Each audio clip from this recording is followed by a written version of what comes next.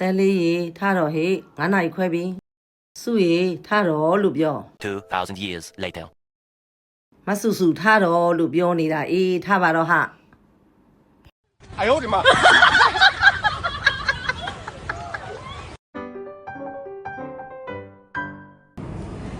So အမမြန်မာနိုင်ငံ private school ကနေပြီး Thai International School ပြောင်းလာခဲ့တယ်ပေါ့နော်အဲ့လိုမျိုးဆိုကြအမကဒီမှာမတူညီရဲ့ခါချာရဲမှာဘယ်လို struggle လုပ်ရတယ်ပြီးတော့ကြာတော့ဟိုမှာ main language ကိုမြန်မာ language ပဲသုံးပြီးတော့ဒီမှာပြောင်းလာတဲ့အတွက်ကြောင့် language ဘယ်လိုခက်ခဲရှေ့ဆိုတာအမဒီ video လေးမှာပြပြသွားမှာပါမြန်မာနိုင်ငံ International School ကနေပြီး Thai International School ပြောင်းလာတာ language barrier ကိုတိတ်ပြီးအခက်အခဲမရှိပါဘူးဒါပေမဲ့ Never private school ကနေပြီးတော့ကြာတော့ Thai International School ပြောင်းလာတဲ့အချိန်မှာ language barrier ရောအခြား challenge တွေရောအများကြီးကိုကြုံခဲ့ရတယ်။ဘာသာစကားအသစ်ရောတငယ်ချင်းအသစ်ရောတင်ကြားမှုစနစ်ကလည်းအသစ်တွေပေါ့နော်။ဘာလို့ကြာလဲအသစ်နဲ့ဒီခါချာရလည်းမတူကြတော့စိတ်လှုပ်ရှားမှုရောမွေးနေမှုရောအထီးကျန်မှုရောပါပေါ့နော်။တနေ့တာအတွက်ပထမဆုံး struggle ဖြစ်တဲ့အပိုင်းအောင်အဲ့ရအစောကြီးထားတာပေါ့နော်။အမက school van ကျွေးနေအောင်ရောက်ဖို့ရထားနေတစင်သွားရဲပေါ့နော်6ခွဲလောက်အရောက်သွားဖြစ်တဲ့အတွက်အမ9နာရီခွဲလောက်ထားရဲပေါ့နော်နောက်တစ်ခုကအမရဲ့ speaking skill ပေါ့နော်အမလည်းငယ်လေးကအင်္ဂလိပ်စာအများကြီးလာခဲ့ပေမဲ့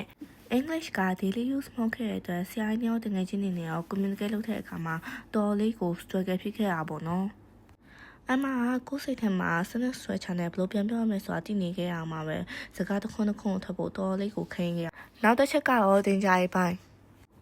မြန်မာ government curriculum ကနေပြီးတော့ British curriculum ကိုရုပ်သိမ်းစီပြောင်းသွားတဲ့အခါမှာ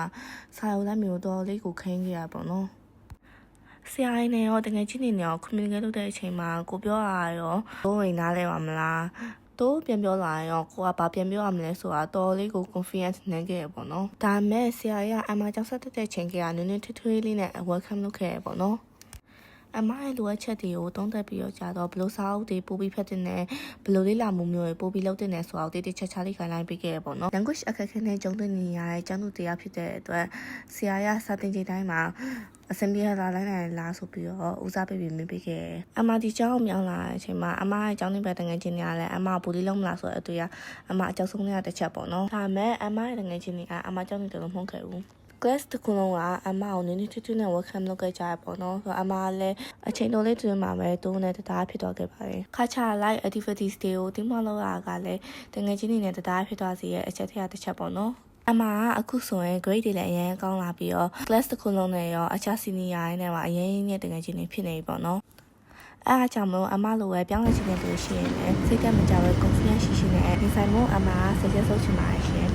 အမအခုတည်းရဲ့ international school နဲ့တက်ပြီးတော့စွန့်စားမျိုးသိချင်တာမျိုးရှိရင်လည်း comment တို့မဟုတ် messenger မှာလာမေးလို့ရတယ်နော်အမတီးတဲ့လောက်ပြောပြပေးပါမယ် bye bye